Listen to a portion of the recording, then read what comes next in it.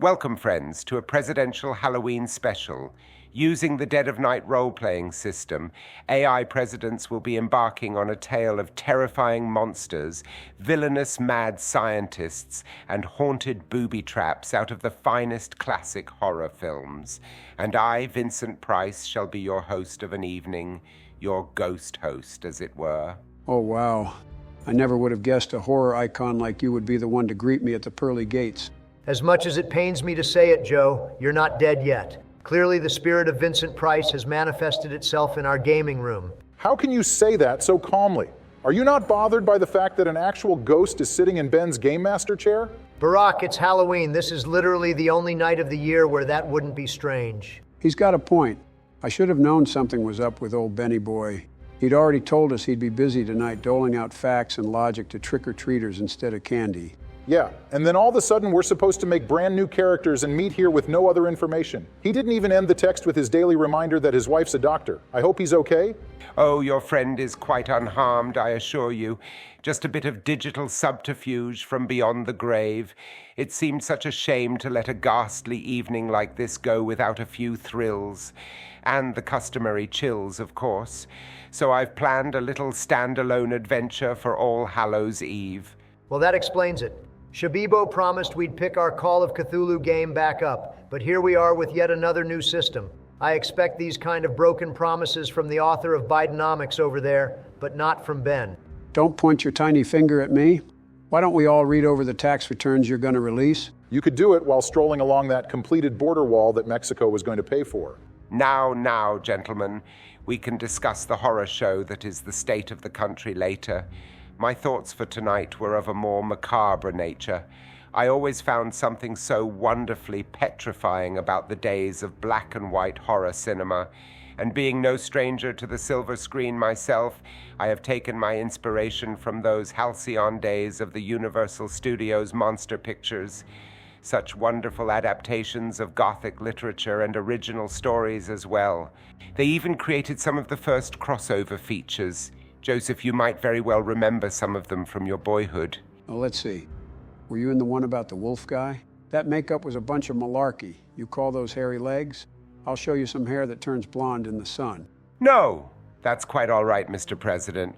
Perhaps Barack knows some of my films. I can't lie, Mr. Price. I've literally never heard of you before. But scrolling through your Wikipedia, I saw you were in Michael Jackson's Thriller music video. Were you one of the dancing zombies or something? No. Are you saying you don't even recognize my voice?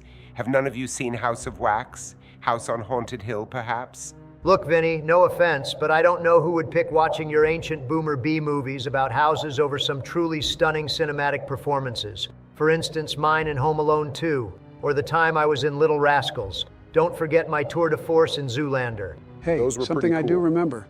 I've heard enough. Let's just get on with our game. Our story begins in the year 1939, as the eccentric billionaire Baron von Musk has once again made headlines the world over with another bizarre publicity stunt. Just a few months ago, the Baron purchased an abandoned castle nestled in a desolate crossing through the Carpathian Mountains. Although thoroughly unremarkable by history's accounts, the modest fortress of Castle Dracula is spoken of only in whispers by villagers settled in the nearby foothills. Vampiric tales of a dark count and his abominable brides have circulated for decades, and though any indication of activity within the desolate place ceased around 1893, the fog of superstition lingers heavily to this day. It is this very legend that Baron von Musk hopes to dispel with a private gala and auction of items restored from the castle interior to be held on the night of the hunter's moon. A man of science, Elon wants to lay bare the mysteries surrounding the property and show that belief in superstitions, much like the castle itself, belong to the Dark Ages. It is to be an evening of progress, looking brightly towards the future, with an elite crowd present by invitation only. As this includes the three of you, I shall have you describe your victims' characters for the night's events. I'll be playing as Inspector Trump, head of the police force overseeing security for the event, given the high-profile guests and expensive artifacts. Let's just say some recent events have inspired me to make sure I have a character that's armed from the start. In fact, I'm doubling down on my assault skill with a specialization in weapons handling, meaning my accuracy with any type of firearm is boosted. It's only fitting. After all, nobody's done more for the Second Amendment than me. And like I've always said, I could stand in the middle of Fifth Avenue and shoot somebody, and unlike these deep state assassins, I wouldn't miss. Believe me. I'll take on the role of Professor Obama, a brilliant scientist and inventor renowned for innovations across modern medicine, chemistry, and physics. Having dedicated much of my life to so many fields of study, there aren't many problems my keen mind can't tackle. That's why I've specialized in knowledge accumulation, increasing my identify attribute. This gives me the ability to process gathered information almost instantly, perfect for figuring out clues and traps. Knowledge is key after all. With all the personal data the NSA collected for us, we had to get pretty good at going through it quickly. Those no-fly lists weren't going to fill themselves out. I will be playing as Biden the Magnificent, showman and magician extraordinaire.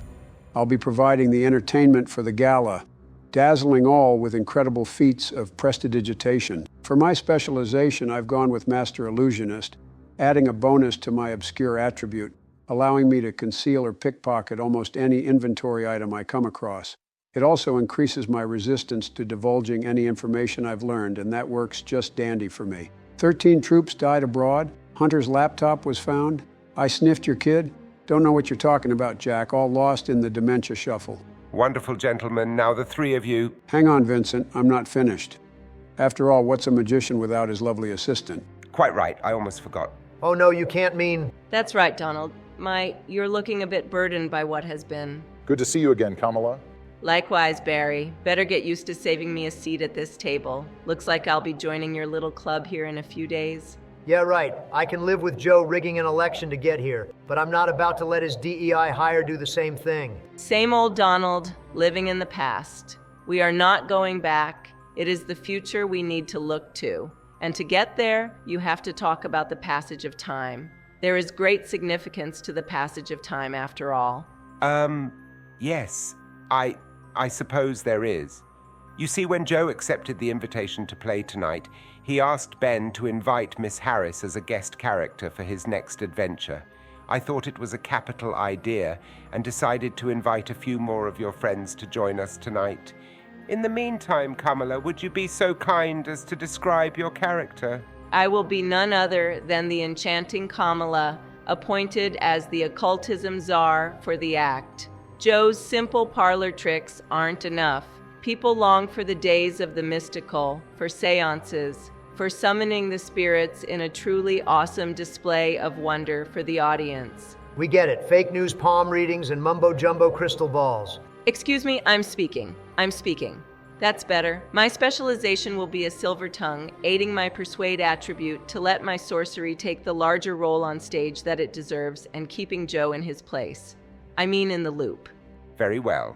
In this case, the four of you find yourselves in the grand entrance hall of Castle Dracula, the gala already progressing as wealthy auction-goers idly chat, examine the opulent decor on display, or eagerly await the next treasured item to move to the selling block. Suits of armor, tapestries, and ancient leather-bound tomes comprise the myriad of esoteric items on display brought forth from all chambers of the castle. Inspector Trump stands apart from the bustle of the crowd to keep an eye on the evening's affairs, receiving occasional reports from his patrolling officers. Professor Obama mingles with the crowd, entertaining a countess who has been marveling over Musk's various enterprises, enamored with his public promises that automobiles will soon be powered by steam or perhaps electric turbines. Biden the Magnificent and the enchanting Kamala have just completed setting up for their magic performance when the Baron makes his first appearance of the night, stepping out from an upper balcony as a hush falls over those gathered. Greetings to you all, and thank you for coming to what promises to be a historic night. Some of you may have read about a series of murders in England several decades ago, or suffered the tales of over-imaginative locals. They would have you believe the nobleman who resided here was an undead creature of the night, a centuries-old vampire capable of shape-shifting and bestowed with other terrible supernatural powers from the devil himself. And as a special surprise, he will be joining us tonight. I present to you Count Dracula, Two auction workers, standing at the ready by an elaborate coffin surrounded in intricate carvings, thrust open the lid, revealing a bleached skeleton. Several screams and shocked murmurs resonate through the hall as the auction-goer's eyes are drawn to the bones with unnerved focus on the prominent fangs jutting from its mouth. Calm yourselves, friends. Gruesome though it may be, I ask that you truly behold what lies before you. The skeleton of a man, nothing more, nothing less. And before you ask, the skull has been examined, and we can only assume someone augmented it with animal teeth as a rather tasteless joke, intended to sell the myth. A cheap illusion, unlike the ones we'll be seeing tonight. He nods at Joe. No, friends, it is time to let go of such things. The superstitions of the past are not something to fear. We are all rational men and women. Take in the historic items of value here, for they are truly noteworthy. They remind us of what we were, how far we've come. Think of the grand ships or luxurious automobiles that brought you here. In hundreds of years, such things may also be displayed in an auction such as this. So tonight, we celebrate the past, we do not fear it, and we look to the years to come and the marvels they will bring. Applause breaks out in the room as Elon descends a stairway to join the Gala visitors, flashing the odd smile and shaking hands in a non-committal way. He seems to be searching for someone in particular, and spotting you, Barack, navigates his way through the crowd in your direction. Much of his polite demeanor seems to have melted away, replaced by a panicked urgency. I'm glad you could make it, Professor. I was hoping to run into you above all others tonight. I have some rather important business to discuss with you. Really? Well, I'm flattered, but mostly surprised. I will admit I was hesitant at the idea of attending an auction at a haunted house. I thought this whole thing might be a gag for the press and you'd rename the place Castle X or something. But I had hoped to run into you to discuss some of the technology used in your business ventures and maybe ask to visit one of your research facilities. I had no idea you would seek me out. Oh, yes, the auction. I was simply counting on my name alone to be enough to draw you here. The fact is, my every action is covered by the press and my competitors to such a degree that I require a smokescreen now for almost every important meeting I have, even at a private party. The more prominent society figures, the muddier the waters in discerning who I am meeting with. That's a lot of effort that could have been saved with a phone call. You weren't the only one. I'm sorry, but time is short. You're here now, and my needs are somewhat dire.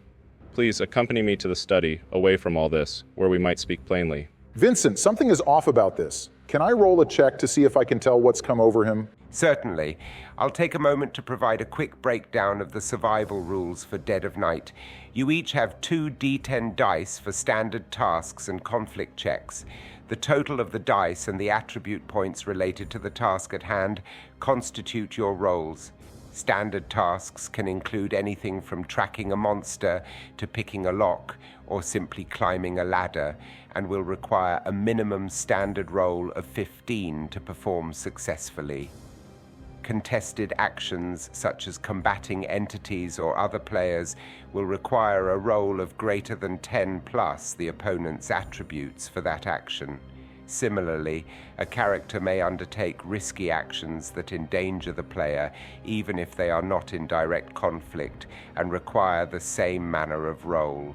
Failure in either case will result in losing a survival point comprising your health, sanity, and general well-being. You each have only 5 to start, so exercise caution, as loss of all your points will result in death. Now for Barack, a standard check with your identify skill may shed some light on the Baron's demeanor. Not off to a great start with a 6, but I have a 9 for my skill. A success with 15 all the same. Closer observation of Mr. Musk shows his breathing is slightly labored, and you can spot a slight blood stain in the corner of his pocket handkerchief. A brief glimpse at an opening of his jacket reveals a small bottle of ergatamine, a common prescription for treating episodic headaches. You draw from your medicinal knowledge, deducing that the symptoms on display point to some advanced stage of lung cancer. That certainly would explain his urgency. Very well, I'll go with you, Baron. Don't listen to him, Elon. Obamacare is a big fat mistake, the likes of which we've never seen before. At least it'd accept his pre-existing condition. What's your great alternative? I've got a concept of a plan. Enough, Inspector. You have no say on their conversation from your position across the room. Professor Obama and Elon depart from the gala room. It would seem von Musk dedicated considerable restoration efforts for the grand hallway, as the passageways you now traverse show the decay and neglect more associated with long-abandoned castles. Gargantuan spiderwebs cover much of the crumbling stonework of the walls, lit dimly by a series of torches that seem almost incapable of piercing the gloom of the lonely corridors. For an auction that was just a pretense, you sure put a lot of resources into it. I was even pretty convinced by that speech you gave. Elon leads the way through the increasingly labyrinthine passages, not even turning to address you. I meant everything I said about the past, but my tidings for the future were as hollow as the skull in that coffin. War has broken out in Europe. The German and Soviet invasion of Poland marks just the beginning of what will undoubtedly be the deadliest war mankind has ever known. Marxist parasites and capitalist robber barons make endless attempts to infiltrate my companies and steal what is mine. And then there's the worst of it. I am running out of the one resource I require most of all. Time, Professor. You see, it's Your lung cancer. You are a clever one, yes, and my condition is worsening every day. But all that changes tonight with you, Doctor. The corridor you have been following comes to an abrupt end at a wooden cellar door reinforced with iron and fitted with several ominous locks. Fetching a ring of keys, von Musk makes quick work of the locks and gestures for you to enter the dark room. The faint glow of Tesla coils reveals a laboratory with whirring machinery. There are also several desks littered with jars of fluids with unknown substances inside, and several yellowed pages of notes containing strange anatomical diagrams. You barely have time to take in the scene when you feel the cold press of a gun barrel to your back. And I'm afraid your services are mandatory. Wouldn't have pegged you for a bitter clinger, Elon. I'll bet it was easier for you to buy that gun than to get a book. Vincent, the darkness in the room might give me an edge. Can I turn around quickly enough to try and wrestle the gun away? I'll say that you can and have you roll a risk check for disarming him. You'll need an 18. Oh, just great. That's a 9. What a pity. As you turn to reach for the pistol, a grotesque hand springs from the darkness, seizing your arm in an iron grip. You realize too late that von Musk is not alone as you gaze into the monstrous visage of a man dressed in tattered clothing and a blood-stained apron. The man swipes his other hand, now curled into a fist, and lands a severe blow against your temple, knocking you stumbling across the room, costing you 1 survival point. You crash at the foot of an operating table and realize another individual is also in the room, hidden under a dirty linen sheet. Careful, you damn fool. Harm the professor again, and I'll see that your next lobotomy is not a complete failure. Now get him up and show him where he'll be working. Elon glances in your direction as his gruesome assistant roughly hoists you to your feet. You must excuse poor Igor. It seems his previous master attempted to scramble his brain so that no one could duplicate his work with the creature. What creature? What madness is this? Far from madness, Barack. He unveils an enormous corpse strapped tightly to the table. The terrible Goliath lying before you appears stitched together from numerous bodies, molded into a horrifying mass of yellowish skin, barely covering the muscles and arteries beneath. Frankenstein's creation, a creature torn between life and death, and with your help tonight, a gateway to a new age of gods and monsters.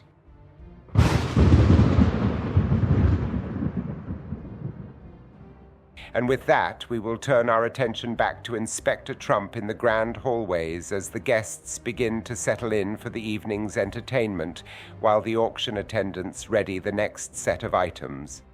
One of the patrolling sergeants approaches Donald with his latest update. Not much to report, Inspector. A few of the locals flagged down some of the guests who arrived late, warning them to stay away from the castle. We extended our barricade perimeter and haven't had any trouble since. No problems with any of the guests themselves. Well, except for one. Which one? Actually, guest isn't the right word. See, he knew he wasn't on the list. Called himself Doctor Abraham Van something or other. Kept saying it was urgent he get inside. He was still arguing with the lieutenant when I walked back up here. Said he was needing to talk to the head of security. My guess, the fellas just saw he didn't get invited to pal around with the other big stuffed shirts tonight. Maybe, maybe not. I should walk down and see why he won't leave. Unless Joe's about to saw Kamala in half. That I'd like to see. I'd like to see what the American people think about a convicted felon playing an inspector. That's right, you dog-faced pony soldier. Be quiet, Joe. Sorry, Mama La. Now, Donald, before you make any movement to investigate the mystery guest, you notice the flash of a photograph being taken, but not from a direction you would expect. Photographers and journalists have been invited to cover the event, and many have circled the celebrities or valuable auction items for their stories. Instead, these flashes have gone off towards the far right of the performing stage, amongst props and other items to be used during the show. Peering over the crowd, you can just make out a man in a fedora hurriedly attempting to descend from the stage. What would you like to do? I'll go after the guy who took the picture, but I want to send my sergeant back to keep the doctor outside busy until I can get to him. Roll for a standard task. Only 12. Will these dice ever not be rigged? A failure, then. Your sergeant salutes, although the forlorn look in his eye tells you he knows the man waiting outside will make more trouble if left unattended.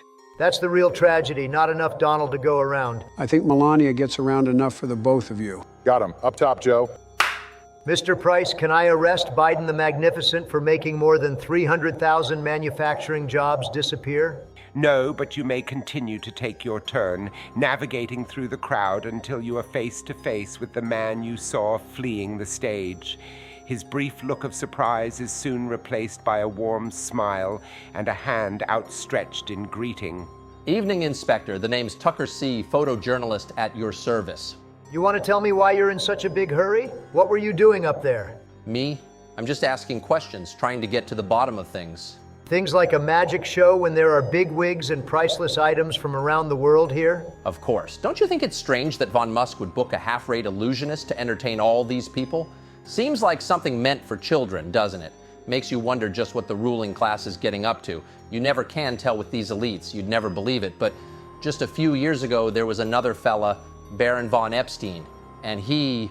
All right, I get the picture. I'll be honest, Vincent, this guy's speaking my language, but my gut still tells me the media is the enemy of the people. If he's trying to slip away, he probably stole something from the auctioneers. I don't have a ton of points in my identify skill.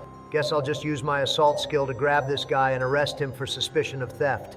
If I can get him away from the crowd, maybe he'll talk. Seeing as the reporter does not suspect you yet, this action would not be contested or risky. I'll only have you roll for a standard check. Be warned, though, if you fail the test, he may attempt to flee or grow hostile and retaliate. I got this, Vincent. I don't believe this. An unfortunate 7. Announcing your intent to detain him, Tucker sidesteps your forward lunge, sending you stumbling to the ground. You don't know what you're doing. You have to let me go. I want to make an escape roll and weave my way through the party goers. You'll need a 16. A mere 8. Several men and women, startled by the sudden outburst, begin to crowd around the two of you, blocking off any avenues for disappearing in the congestion of the Grand Hall. You are now trapped by the group of alarmed citizens. Looking back, you can see the inspector has regained his footing and is looking for a fight. Lord help us, if Donald gets this crowd worked up enough, we'll have another January 6th on our hands. Screw you, Joe. Anyways, it's time to break out the moves I learned when I was on WrestleMania. I'll roll to tackle the reporter. That will require a roll of at least 20. Well done. Your assault bonus puts your roll score at 27, resulting in a critical success with 5 points over the target threshold. You barrel at the reporter, wrapping your arms around the man's waist as you drive him into the stone floors with a loud thump. Tucker ceases his struggling and glancing up. You can see where he has hit his head, rendering him unconscious on the ground. Shouts can be heard as the Gala attendants clear a path for several policemen rushing to the scene. Inspector, are you all right? Teflon Don is just fine, officer. Thank heavens. We saw him trying to flee when you made a move. I'm glad you caught him, but it looks like these people are a bit riled up. Might I suggest we take him somewhere secure? I get the feeling this guy won't be out for long. Where did you have in mind? When we did our initial sweep of corridors that the Baron wanted secure, we discovered what appears to be a dungeon of sorts off the west wing of the castle. Not exactly regulation, but we could keep him detained there until the auction's over and take him back with us to the station later tonight. Yeah, better lock him up for now. 2 of you pick him up and I'll go with you to the holding cell. I want to question him when he comes around, and I want an excuse to get out of here before I have to watch this stupid magic show. You'll start calling me Sleepy Donnie if I have to suffer through that. 2 officers pick up the limp reporter and begin carrying him out of the room, leading you down a passageway toward the west wing. An oppressive atmosphere manifests through the corridor shortly after leaving the hallway, with sickly rats occasionally scampering underfoot. You dare not venture what food source is sustaining the loathsome creatures as you follow the officers through several doors and linked rooms that make up a shortcut to the dungeons. Arriving in the dismal prison quarters, you quickly locate a large set of keys hanging from a metal spike driven into the wall opposite the cells, and unlock a set of heavy iron doors, allowing the officers to lay Tucker out on the unit's dingy cot. Can I search his pockets while he's out? I really think he took something from that stage. Of course. Seeing as how he won't put up much resistance, I won't even have you roll. Rifling through the belongings on his person, you find a typical assortment of photography equipment, including spare film and several camera-focusing lenses. The only items that stand out are a handful of what appear to be pages torn from a book. You cannot decipher any meaning to them, however, as the words are written in a language unknown to you. You exit the cell with the pages, and the officers lock the man up behind you. That should do it, sir. Back down to just 1 troublemaker tonight, then. At least he's far from here by now. Damn, I forgot about the doctor outside. What happened with him? Oh, I wouldn't worry, sir. The old crackpot lost his lid when we told him to wait. Said everyone was in great peril and something had to be done, but then he plumb wandered off. Not playing with a full deck, that one. I don't like the sound of that. You 2 get back to the main hallway and have the sergeant put everyone on high alert. I don't want anyone trying to sneak in here without us knowing about it. I still want to be here when this guy wakes up. The officers salute and depart from the dungeon as you pull up a stool and wait for the man to awaken. After about an hour and a half, Tucker begins to stir, rubbing the back of his injured head as he discerns his surroundings. Frantically, his eyes dart to the barred cell window as he stares into the cloudy night sky.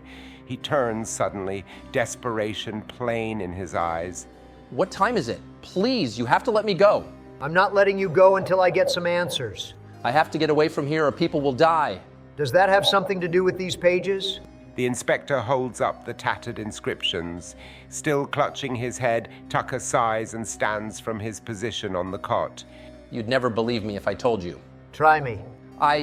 You see, I've been traveling for some time, Inspector. Growing up in the States, I always dreamed of seeing the Eiffel Tower, the streets of Barcelona, the snow-capped peaks of the Alps. My camera and typewriter took me all over, doing human interest pieces just to reach the far corners of the world. It never paid much, but I didn't care.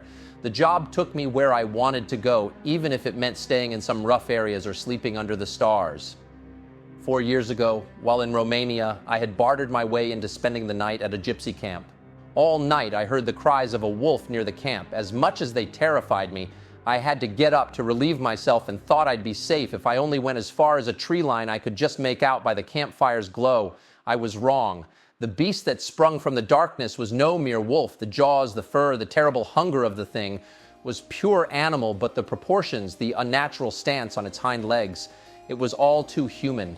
I managed to wrestle myself away from the monster, crawling my way back to the camp as quickly as I was able with the deep bite I had suffered in my leg. The monster wouldn't follow me in and instead seemed to prowl on the edges of their caravan before skulking off into the night. My cries for help were eventually answered, but the old woman who treated me revealed a terrible truth. The thing that attacked me was her son, a man by day but afflicted with a terrible curse changing him into a werewolf at night. He was to be secured, chained in the nearby forest, but he'd somehow broken free, attacking me because I was a stranger to the camp. Lines of anguish crease the man's face as he relives the terror of that night. But I lived. And now, by God Almighty, I wish I hadn't. For even a man who is pure in heart and says his prayers by night may become a wolf when the wolfbane blooms and the autumn moon is bright. Let's say I believe you. What were you doing on the stage? I came for the magician's supplies. For years now, I've searched for a way to cure my malediction.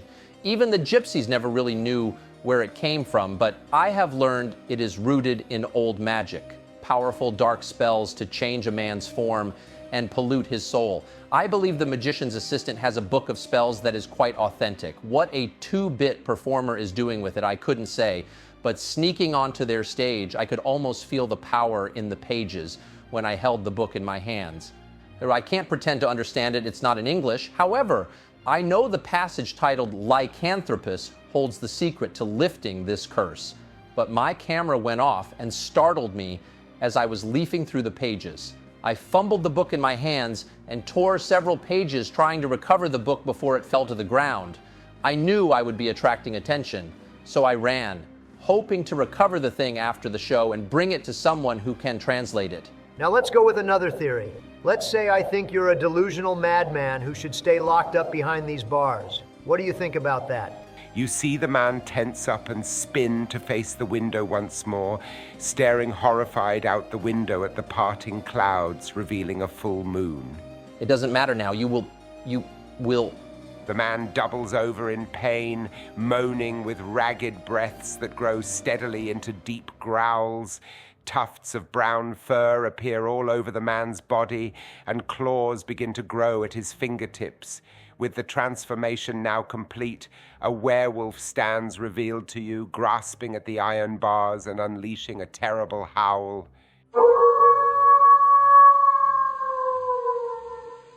And now we'll return to the Great Hall once more, with Biden the Magnificent and the enchanting Kamala coming to the end of their magic performance as the evening's events continue. Waiters dart in between tables set up for a dinner to be served during the show.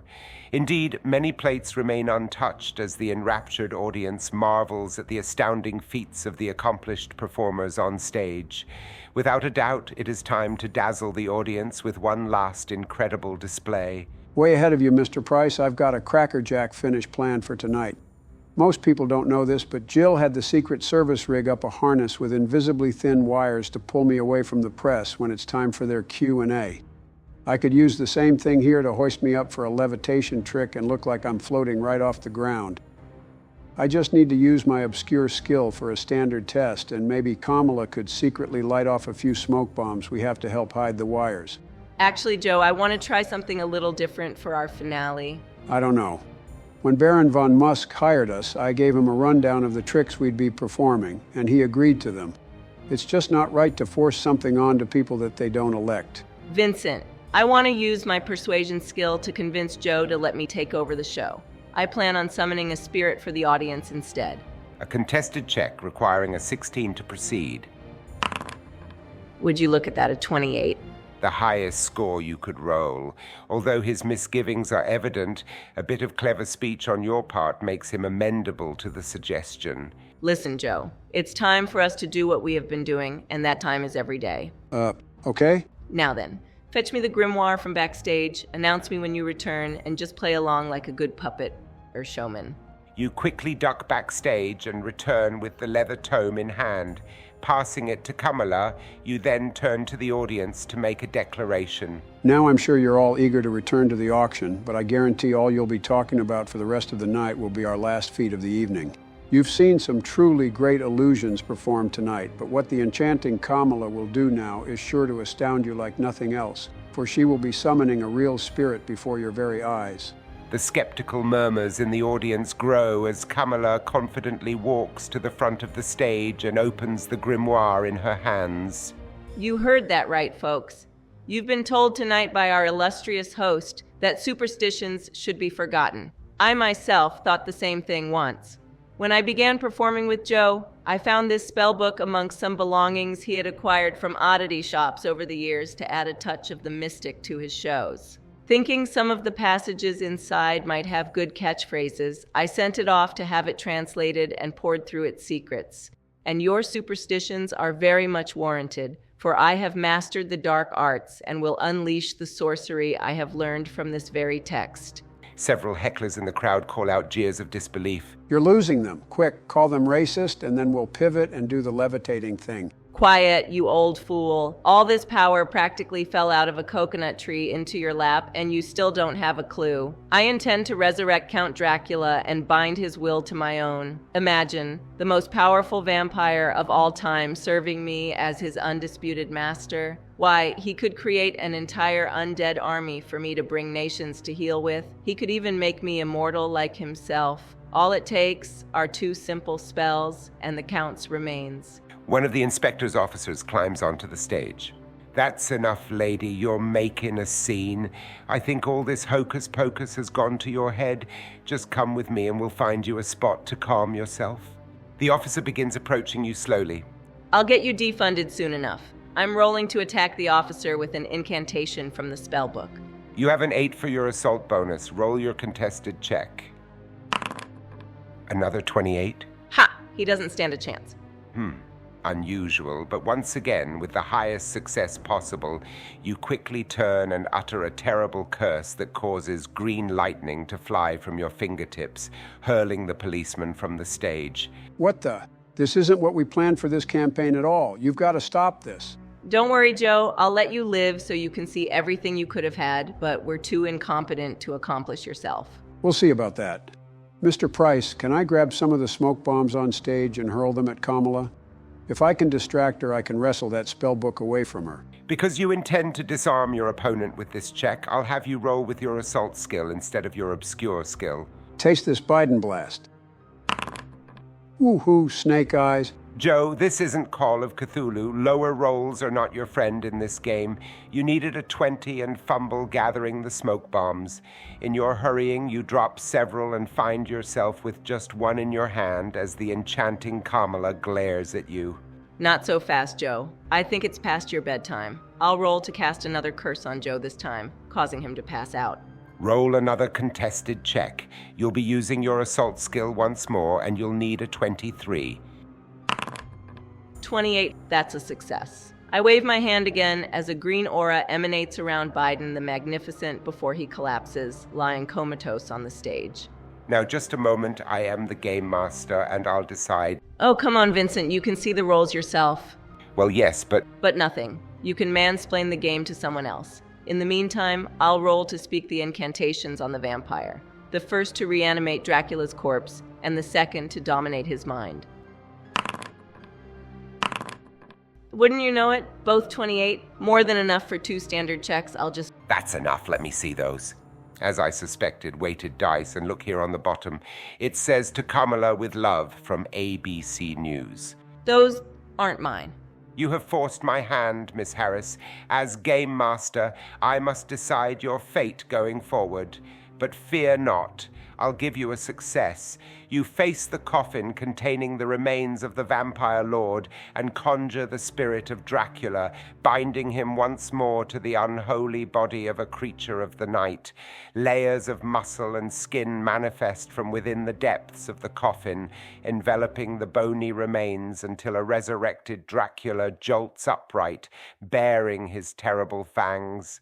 The maddening look in his eye is wild, and he manically looks around, taking in the dozens of spectators pulsing with enough blood to satiate his hunger for weeks. You're still letting me resurrect Dracula? Indeed. And I'm afraid that's all I'm letting you do. For violating the sanctity of the dice rolls, your attempt to control the monster fails. Kamala the Enchanted haughtily flips through pages searching for the mind domination incantation, only to discover someone has tampered with her book. The spell is missing amongst several torn pages. You mean from what Tucker did? Dracula's gaze falls on the magician's assistant, and with superhuman agility, he lunges from the coffin in a flying leap, falling upon Kamala and sinking his teeth into her neck, draining all of her life essence and survival points in a single brutal attack. The enchanting Kamala has perished. You can't do this to me. I grew up in a middle-class household. That little girl was me in the civil rights movement. I will not stay here and be insulted by this. Tim, it's your boss. I need you to come pick me up. Well, then stop fishing and come get me. I won't spend another minute playing this stupid. As someone who's never thrown a tantrum before, I'll just say that was a terrible display, horrible display, such a nasty woman. Sexism aside, I have to agree, we're here to have fun, not to cheat. Yeah, I'm sorry, guys. I thought that would go better. Instead, my sleepy behind is about to get served up to Dracula. Oh yes, I would hate to leave you in such a state. We'll say with the enchanting Kamala's demise that her curse is lifted and you are able to rouse yourself as the Count finishes drinking her blood. Glancing out, the horrified auction patrons have erupted into a terrified frenzy. Tables are overturned as workers and guests make a mad rush towards the large entrance doors of the main hallway, shoving one another and stumbling as they flee for their lives. Dracula rises, blood trickling down the corners of his lips, and he calmly stretches out his hand. As if the castle were an extension of his will, the enormous doorway slams shut and heavy curtains fall over large stained glass windows. The Count's smooth voice carries across the hallway with an eerie calm. Please, everyone must stay. It would be rude to interrupt what looks to be such a lovely party at my humble estate. His demonic vampire countenance returns. All I ask is an invitation. He dives into the crowd, mauling partygoers with reckless abandon, unleashing a furious and bloody assault upon the largely helpless crowd. Some officers gather enough courage to try to defend themselves against this dark lord, but they too are slaughtered with the rest. Kamala, what have you done? It's my fault this is happening, Vincent. I need to help them somehow. Can I see any way they might escape? You can roll with your identify skill for a standard check. Confound it, only 11. Peering across the hallway, any avenue of escape has been blocked off, and you see men and women clawing at the exits, hoping to escape the carnage to no avail. It's like Afghanistan all over again. Come on, Joey, think. What about the officer that got thrown from the stage? Is he still alive? You look over the stage to see the fallen officer, shaking with burn marks on his uniform, but still alive. He seems to be rousing himself from a state of shock. I want to run down and help him to his feet. That should be another standard check. Finally, some luck. A 16th. You run down a set of stairs, gripping the officer by his shoulder and pull him up, although the man almost immediately shakes you off. Get off, you freak. What the hell did you do? I didn't know this would happen. Please, I need your help. How can you help against that monster? He's tearing through these people like a wild animal. He's slaughtering my men. I don't know how to fight him, but I can distract him. If there's one thing I know, it's how to keep an audience. I'll get him away from here somehow. You just work on getting one of these doors open and lead these people to safety. Vincent, I want to climb back up on stage, grab the spell book, and yell to get Dracula's attention. You do precisely that, giving the grimoire an exaggerated wave above your head. Hey, you. I've seen some suckers and losers in my day, but you take the cake. All it took to bring you back was a little light reading. Bet I can send you back too. Why don't you come over here and find out? The Count looks up from mesmerizing two young women in the crowd. Apologies, ladies, I shall return to you shortly. He suddenly grabs his cape, enveloping himself before disintegrating into a shadowy mist and materializes directly in front of you on the stage. So you have some knowledge of what has freed the remains of my soul from the depths of hell. Let's see what else you can offer me. Dracula extends his hand once more, locking you in place with a stare that seems to burn into your very being. You are lucky to have allocated as many points as you have to your obscure skill. You will need all the help you can muster to avoid becoming another thrall of the vampire with a roll of at least 20. Time for the old Bidenator to finish the job.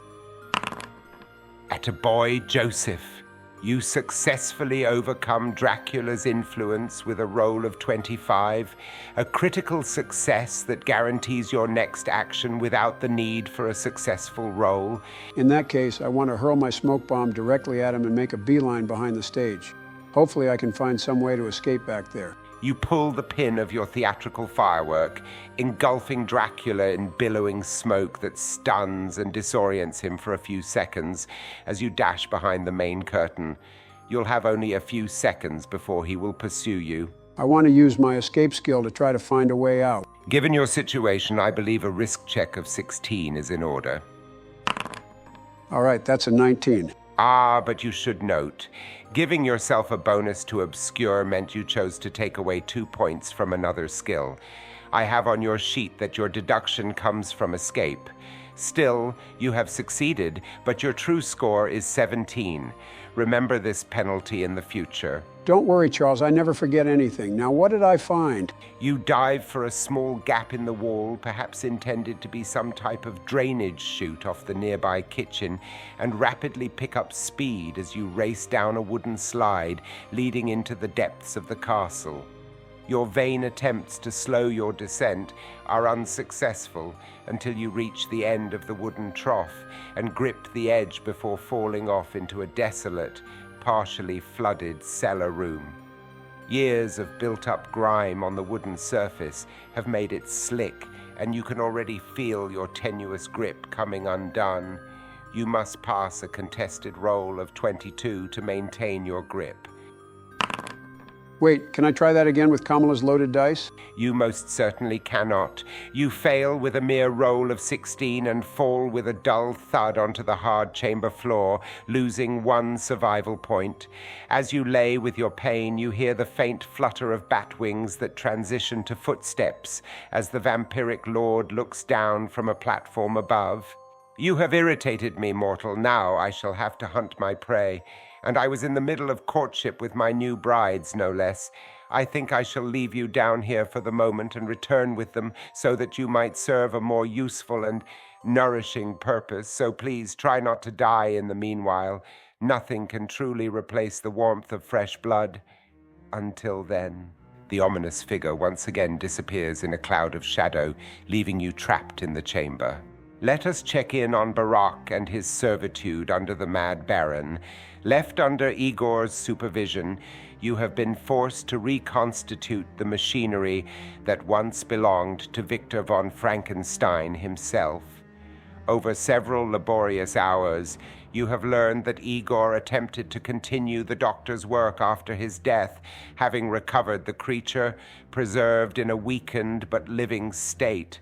For years, he struggled to cure the creature's madness, following only fragments of notes remaining from Frankenstein's journals. As parts of the creature's body would deteriorate after months, Igor was forced to slip into the nearby city at night, preying on vagabonds or wayward travelers for flesh, as disappearing locals would draw suspicion, and cadavers would no longer sustain the now living creature. It was on one of these dark missions that Igor ran afoul of one R.M. Renfield, a servant of Dracula bestowed with a fraction of his terrible power. Renfield survived Igor's ambush and turned him into a thrall of his own, forcing him to reveal his secrets about the monster. Renfield eventually oversaw the equipment's transfer to the castle, along with the enslaved Igor as prizes for his master, knowing that such experiments would be of interest to Dracula and his dark designs. It was shortly thereafter, however, that both Renfield and Dracula met their demises, leaving Igor a truly desperate creature, with only his gruesome work to sustain him in the dark. But the pitiable wretch still had a purpose to serve. Elon returns to check on your progress from the far section of the lab, overhearing you conversing with his assistant. So you forced him to continue his work for you when you bought this place then? He practically begged me. I was ready to have him committed when he came crawling on his hands and knees, so ready to accept a new master who could see him revive the creature as Victor intended all those years ago. I'd heard the stories, and seeing the grotesque truth before my eyes, I saw it, Barak. The cold knife of science slashing the curtain of mortality in half. So what if cancer should snuff the flame of my life? With this technology, I will reignite it. Just imagine. Men like me, like you, truly genius minds, always surviving, always learning, amassing power and knowledge to shape the world to our will, while lesser men crumble with the dust of time. I see you finished restoring the machines, and I could use a man like you at my side. Will you join me? You're insane! Bringing the dead back to life. That body hasn't moved an inch since you've kept me here. And I'm supposed to trust you learned all this from some lunatic who believes in vampires? Igor's eyes fill with rage and he moves to strike you. Be still, beast. Elon turns toward you, affecting a quiet but ominous tone. I don't care what his abnormal brain believes. I care not for imaginary monsters. The science is true. Look over the journals in his possession, the diagrams you followed to prepare these very machines, the surgical techniques. Tell me it wouldn't work, Professor. I can't. But what of it? Do you intend to kill yourself and have me bring your body back? You'll be as mad as the monster was if you follow Victor's path. Plus, that creature was constructed to withstand a tremendous amount of energy. You'd never make it. Now there's that inquisitive mind. No, Obama, I will not blindly charge into oblivion like my predecessor. I've read the notes as well, and added a modification of my own. He steps over to a workstation and picks up 2 mechanical devices glowing with contained electrical power. I have power supplies the likes of which have never been achieved by man, capable of delivering all the energy of a bolt of lightning, harnessed from turbines I installed in the dam. He motions out the window where you can see a large dam resting like a tombstone between the rocky crags of the hills looming over a lake situated to the immediate south of the castle. The first I shall use with the machines you have so graciously repaired to transfer my consciousness to the body of the creature. The second I shall use to restore the creature's strength as well as focus its mind. That was Frankenstein's folly. He did not realize the need for such a device to ensure the proper firing of synapses within the brain, to maintain control. This way, my mind will not be overtaken by the madness of the creature. Sounds like you're too late. Enough. Igor, tie the professor to a chair and give him a good view of what's to come.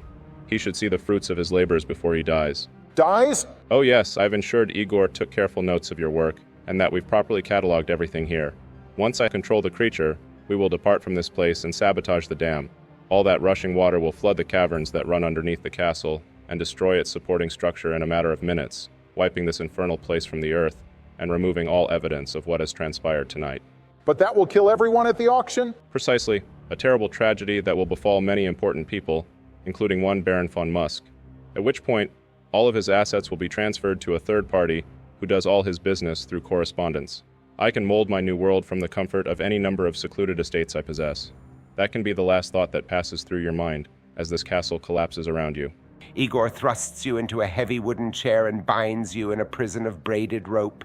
He then moves to prepare the power supplies, checking the connector intended for the first and a slot carved into the monster's chest, making up the housing for the second. You can also see Elon affixing a device to his cranium, presumably to deliver his mind to the monster. I want to use my escape skill. There's got to be something I can use to get out of here. It is a sturdy rope and a well-crafted chair that hold you in place. You'll need a 22 if you hope to work free. Oh man, barely there, but that's a 23. You recall from your work on the machine that you had neglected to address several loose wires that are brushing a contact and shooting out occasional sparks. While the villains are distracted with their preparations, you successfully use your weight to shift the chair near the reigning incendiaries. After a few minutes, you feel the rope burn enough to give way, releasing you from the chair. Have they noticed I've escaped? You glance over and see Igor press a button on the first power supply, unleashing the energy within towards an array of Tesla coils as the machine glows bright.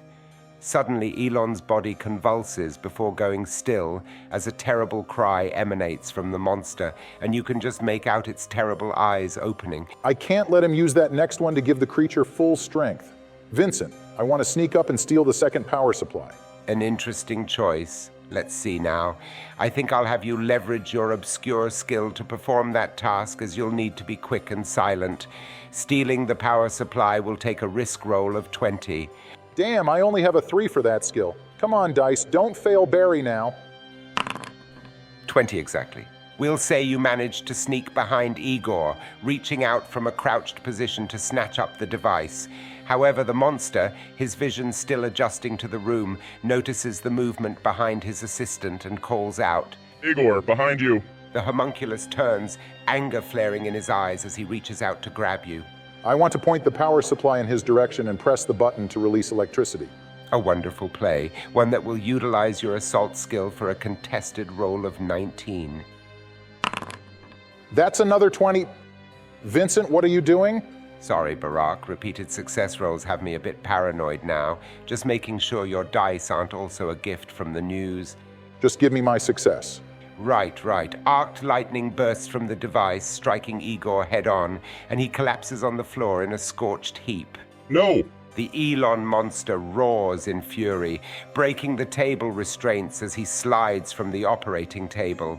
Even without his full strength, the creature is fearsome, easily lifting a wooden crate above his head and hurling it directly at you. I want to roll to dodge. Roll for a contested check. You'll need a 24. Crap, not even half. Your roll of 11 affords you no swiftness as you fail to dodge the enormous crate that smashes hard against you, injuring your right arm and costing you 1 survival point. You now lie in a daze as the monster begins shuffling towards you. The strange amalgamation of Elon's voice and that of the creature disturbs you. I must have that power supply. Can I attack him with the device? As a courtesy, Barack, I must say that such an action will require an extremely high skill check to work in your favor. Don't forget the power within the device is exactly what the monster wants. Yeah, just give him the answers, why don't you? It's Hillary's town hall questions all over again. I am dead, Mr. Trump. What political bias would I possibly have? Well, like many deceased voters, Democrat. Will you shut up? I'm trying to think. Maybe I could aim the energy arc at the ceiling and collapse the stonework on him. Quick thinking, but even successfully passing such a check with a 19 could have risky complications. I'm willing to take that chance. 21. A fine maneuver. You direct the device's output just above the path of the creature and press the release, watching searing arcs of electricity split the medieval ceiling, sending blocks of stone and debris crashing down around the monster. The damage, however, stretches far beyond your intended target, causing the entire floor above you to crash down and collapse the ground beneath your feet as well. You find yourself cascading down in a cacophony of noise and fury as you descend into the unknown depths. You must successfully roll a 22 to grab a surface to break your fall. This won't be fun. A 12th. Regrettably, you fall with the rest of the debris, finally landing in a partially flooded catacomb at what must be the lowest level of the castle and suffer 1 survival point loss. As you look about, gathering your bearings despite the ringing in your head, you see a large pile of rubble about 10 feet from you, with the Frankenstein monster's hand laying just in view. Surprisingly, you also find you are not alone, as you recognize the magician who was billed to perform at the Gala staring bewildered at you from across the chamber. Wait, this is the same cellar I'm in? Are you all right there, fella? Looking at that collapse, it doesn't look like your friend made it. A little banged up, but I'm all right. And he's no friend of mine. I don't think he's anyone's friend anymore. Let me explain. We'll cut back to Inspector Trump staring uncomprehendingly at the wolfman before him. The ungodly transformation enough to induce waking nightmares for weeks to come. I'll have you roll a contested check for the damage to your sanity. You'll need a minimum of 20. Hang on, why am I the only one that has to pass these damn sanity checks? Honestly, Joe's mind is a foregone conclusion. Ice cream! Fair enough, but what about Obunga? What about me? Who's doubting my mental faculties compared to you decrepit old farts? Say what you will about me, I'm not the one trying to pass off his Ronnie Coleman-looking wife as a beautiful woman. Now, if you'll excuse me, I have a sanity check to beat. Apparently not, as that's an 18. You lose 1 survival point, experiencing paralyzing dread as the werewolf thrashes against his cage, each thrust weakening the hinges of the cell door, enough to break free at any moment. What will you do? I want to use my Enfield number 2 and my weapons bonus to slay this thing on the spot. This feral supernatural creature is immensely powerful. To kill it outright would take a contested check that you could never hope to pass. But I will have you roll for damage with a standard check, as the wolfman is not actively attacking you yet. Fine, I'll roll to fire. Vincent, I want you to check if ABC loaded my dice against me, because there's no way I didn't pass that check with my bonus. I'm afraid the media is not to blame for your 14. You unload several 38 rounds into the beast with little effect. It would appear the myths and legends are true, and that silver bullets would prove more effective in damaging the creature. Although it is momentarily stunned, the werewolf continues its assault on the cell bars, finally breaking the door free and making to charge towards you. I have to roll to escape, although I barely have any points for that skill. Roll for 18. Damn, where's the red wave of points I need? 13. The beast claws at you, attempting to slice your jugular. You manage to throw up your arms in defense enough to survive the attack, but several slashes leave you bleeding all the same and cost you 1 survival point. Barely wrestling the werewolf away, you flee down a random corridor, glancing back only to find the monster hot on your heels, pursuing you through the winding castle passageway, coming ever closer. As all seems lost, you spot one doorway, slightly ajar to your right. I want to dive through that doorway and brace the other side to keep him out. I'll have you use your assault skill for a strength check of 20, but you may not use your bonus for this turn, as you are not handling a weapon. Finally, that's what I'm talking about. You manage to slide into the room, pivoting and slamming the door shut behind you. You then lean your weight against it. I'm surprised the door can take it. Laugh it up, Featherweight. My doctor says I'm in great shape, the best shape, and my healthy girth is exactly the tool I need to keep this monster out. For the moment, although the door won't remain sturdy forever, and you can feel the wood starting to split as the snarls from the beast on the other side grow louder. What will you do? I don't know. What I wouldn't give for a Springfield migrant right about now. I'd be just fine with them eating the dogs. Let's see. Is there any nearby furniture I can try to block the door with? Roll a risk check for 17. The door will not hold if you step away for too long. This one's for Ivanka. You mean Melania? That's what I said. A success with 18. Rushing to push a cabinet loaded with antiques against the doorway, you manage to buy yourself time to look around the room for avenues of escape. You see one door off the eastern wall and a small access door in the floor of the room. Both of them are padlocked, however, and would be near impossible to pick or break. With brute strength, maybe. But let's see how the eastern door's padlock stands up to the mule kick of my Enfield. You'll need a 23 to shoot the lock off. This game blows. With only 20 to your roll, the round embeds itself, doing little more than scrambling the internal mechanism of the lock, rendering it practically sealed forever. Of all the... Wait a second. I picked up a set of keys back in the prison. Can they work the padlock in the floor of the room? Now, I hadn't thought of that. Yes, I suppose it's worth a try with a standard check.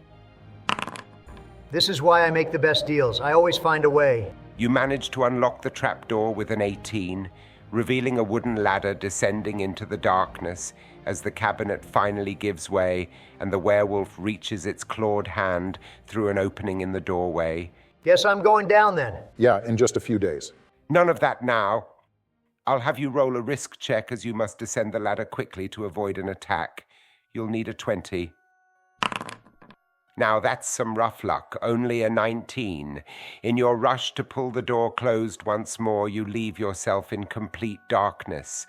Your wrong-footed descent down the ladder is disastrous as you skip several rungs and begin to fall before landing on a wooden drainage chute that deposits you with a crash into a partially flooded sublayer.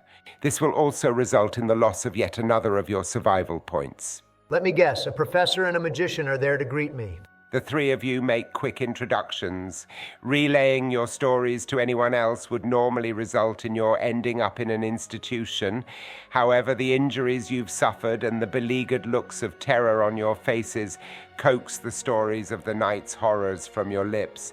Incredible though it may seem, you have all encountered the supernatural tonight and have become the focal point of 3 terrible monsters. More if you include Dracula's brides. Can I see if there is any way to escape from here? That will require a 25 with your identify skill. Shucks. The ladder to the upper platform has long since deteriorated. There is no hope of escape. So we fight. With what? We don't know how much juice is left in the power thing Obama stole, and that gun would probably have just as little an effect on Dracula as it did on the werewolf. Hang on, Joe. I never said how I got the power supply. How do you know I stole it? I guess I just assumed. And why would you assume that? Are you really going to make me say it? Suddenly, the turning of enormous metal gears and pulleys can be heard as a section of the stone wall rotates, revealing an aged man with a wide-brimmed hat, carrying a rosary and a leather case. You see the man reposition a lever installed in the wall. No doubt the mechanism to activate the rotation. I want to aim my pistol at the man. You must be Inspector Trump, then. You are a hard man to reach. Who are you? I am Dr. Abraham Van Helsing, and I know he has risen again. I knew from the moment I heard the screaming in the grand hall. Every fiber of my being warned me something would happen when I heard this castle would be open to the public. I should have known his evil would find a way to reawaken. You see, I have a history with the resident of this wretched place. You mean the vampire Dracula? Then you all know the horrors we face. I have studied creatures like him and know the secrets of his lair.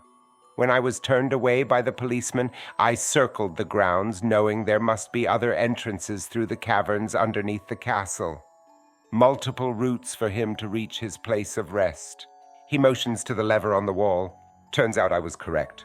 His place of rest? You mean Dracula really sleeps in that coffin up on the auction block? Unlikely. No doubt his remains were arranged in some decadent coffin to make for a show of opulence at the Gala. Decades past, I tracked the monster to this very castle, navigating these cellars until I found his tomb. It is an archaic thing, more of a limestone sarcophagus, adorned with crude sculptures depicting men and women in horrific states of slaughter at the hands of ancient vampires. The tomb is precious beyond all measure to him, for it contains the soil of his native land. He must have this to rest during the day, even more so now to gather his power. The three of you must help me find it once more. It is our best chance to corner him, to destroy him once and for all. I'll help you, Van Helsing. I've seen what this fella can do, and despite me having nothing whatsoever to do with him coming back in any way, I feel a sense of obligation to put this evil to rest. It's all Jover for Dracula tonight. What do you guys say? Van Helsing looks to the inspector, noticing the deep scratches on Trump's arm, and leans in for a closer look, plucking a strand of brown fur clinging to the now tattered sleeve of his uniform. Narrowing his eyelids to focus, you can see the lines of worry in his face deepening with terrible realization. After my brush with the vampire, I dedicated my retirement to years of studying the supernatural, attempting to discover all the other horrors of this earth that ignorant men would rather relegate to legends and myths. And I know what has done this to you, lycanthropos, a werewolf. He turns to the professor, noticing Barack nursing his injured arm and deliberately avoiding facing the collapsed pile of rubble at the opposite end of the chamber. Moving with the surprising swiftness of a younger man, Van Helsing approaches the debris, noting the hand of the monster protruding amidst the stone and fallen planks of wood. His quick examination of the stitching on the necrotic flesh and infrequent twitching of the appendage ends abruptly as he turns back to face your group, his face now slightly pale.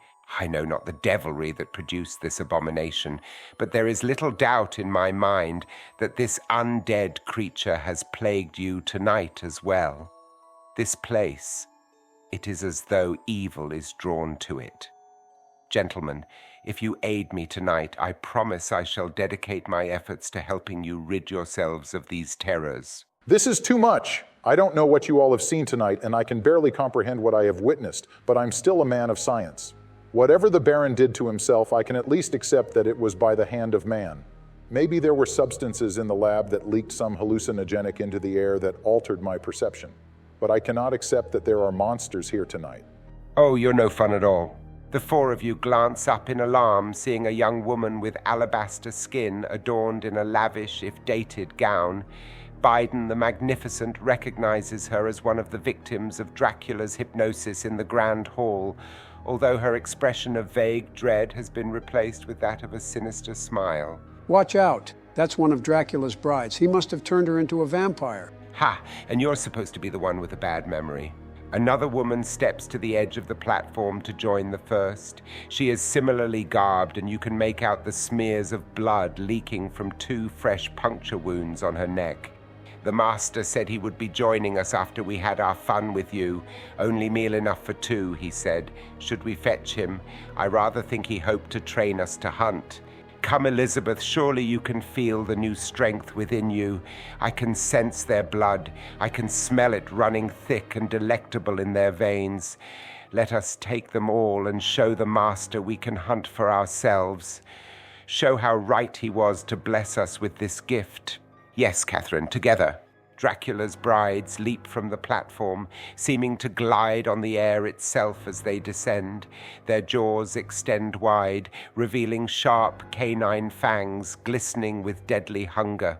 Van Helsing charges to the front of your group, holding up his rosary, stunting the bride's descent for a few moments as they recoil at the holy sight. He turns back to your group, unlatching and tossing his leather case to the ground before you in a single motion. Quickly! Only these tools can hope to deliver our salvation.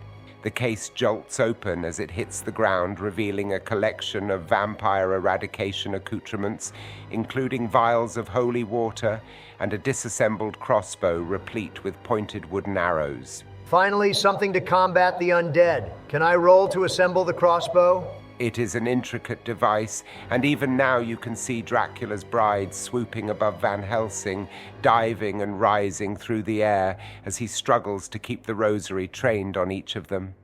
You only have a minute to spare before they outflank him. You must pass a risk roll of 23 to succeed with your identify skill. I got this. Donald, I don't think... I know you don't, Joe, but that's okay. I'm happy to do all the thinking for us. Wait, he's trying to tell you. Pipe down, Obama. There's nothing to worry about. Starting now, I'll be succeeding with every roll. This will mark the start of a new book I'm going to write called The Art of the Dice Roll. Now here goes. I want to recount. I don't think that will be necessary, as it is not very hard to add up to 8, which makes for a critical failure. You blindly begin grabbing parts of the crossbow, stumbling through a hasty assembly of the thing, jamming parts together, rendering the weapon near useless. Damn it, Donald. Joe was trying to remind you I have the most points in this skill. My specialty is literally solving puzzles, so get out of the way. Mr. Price, can I get the crossbow in working order? The inspector's bumbling has increased the difficulty of assembly by 5 more points. Well, here goes nothing. What luck, a 29th. You successfully managed to block out the unholy shrieks of the vampires to dedicate all your focus to the crossbow. Working with the deftness of a craftsman, your analytical mind easily resolves the misaligned parts, and you rapidly restore the weapon to a pristine condition. Here you go, Donnie. Strike while the iron's hot. Don't you mean drone strike while the iron's hot? Hey, Joe, doesn't Trump look a little pale? Must have gotten bit when we weren't looking. I'd better put him down just to be sure. Relax, Barry. It's just an extremely good joke. Now toss me that crossbow before these bloodsuckers decide they want to go for the dark meat first. I'll throw the crossbow to Donald, taking no care whatsoever, hoping the thing might go off and teach him a lesson about insulting others. Interesting as that might be, you and Donald have both used your turn this combat round, meaning only Joe may perform another action before your enemies have their chances to strike. Better make this one count then. Are there any more weapons in the case? Maybe a chain, like a length of chain from a pool? I remember one time with this rapscallion named Corn Pop, and he... Joseph, I'm afraid, much like Corn Pop himself, additional weapons are non-existent. Drat. Guess I'll pick up the bottles of holy water. I had pretty good luck with the smoke bombs earlier. Maybe I can hurl one at the vampires. A contested check, as the brides will not be caught off guard with your attack. You'll need a 19. That's a 15. A failure, even with your assault bonus. You lob the crystal vial, which veers wildly from your target and instead impacts the back of Van Helsing's head, stunning him momentarily, allowing the brides an unimpeded avenue of attack against the three of you. What have I always said? Never underestimate Joe's ability to screw things up. Oh, shove it, Bro Obama. Jill says I don't have to listen to you anymore after January. You have greater worries at the moment, Joe, as the first bride reaches out with inhuman strength and hauls you off the ground by your coat lapels, ascending high in the air before moving in for a devastating bite. Now I shall roll against your protect skill to determine the success of the attack. I will need an 18. I'd rather hoped for a win out of the gate with my first roll, but the night is still young for you all. The vampire's attack fails with a 13 as Biden the Magnificent manages to wrestle from her grip, reaching out to catch a section of her dress to keep himself from falling. She struggles with the shift in weight, swatting at the magician as he holds on for dear life. Meanwhile, the second bride, drawn by Donald's already open cuts, rushes towards the inspector, gripping his throat with one hand and forearm with the other. With the same inhuman strength, she moves to tighten her grip, locking your arm in a crushing vice, forcing even more blood to flow for her consumption. I'll need a roll of 16 against your protect skill. A 19, that's better. Better? I'm down to my last survival point. The vampire almost breaks your arm, lapping up the blood that pours from your wounds as you lose one survival point. Despite your weakened state, you still manage to swing the butt of your revolver with your free hand in a desperate attempt to fend off your attacker. She dodges you with ease, releasing her grip, and levitates out of range as she unleashes blood-curdling laughter at your expense. Do I get any actions this round? I will allow you to perform one defensive action with a standard check. Do I have any medical supplies on me to try to treat Donald's wounds and get him his survival point back? If you had thought to grab something quickly from Elon's lab, you might. As it is, healing Donald would require a trickier roll than a standard check. I didn't even think about that. All right, maybe I can go give him this crossbow and help him load it for his combat round. That should help him overcome any injury penalty to his bonus. You do that for me? I'm doing it for your stats, Donald. Oh, right. And because I don't want to see your character die. Sure, you can be a sexist and a racist and a constant hothead and a... All right, I get it. But you're our sexist, our racist, and yes, our constant hothead. The party wouldn't be the same without you. And if there's one thing you do best, it's go on the attack. So if you're really going to perfect the art of the dice rolls, now's the time. Pass me the tissues, Vincent. Such a beautiful display of friendship. I haven't been this emotional since I did those shrooms with Hunter. Roll your standard check to arm the inspector. A success with 16.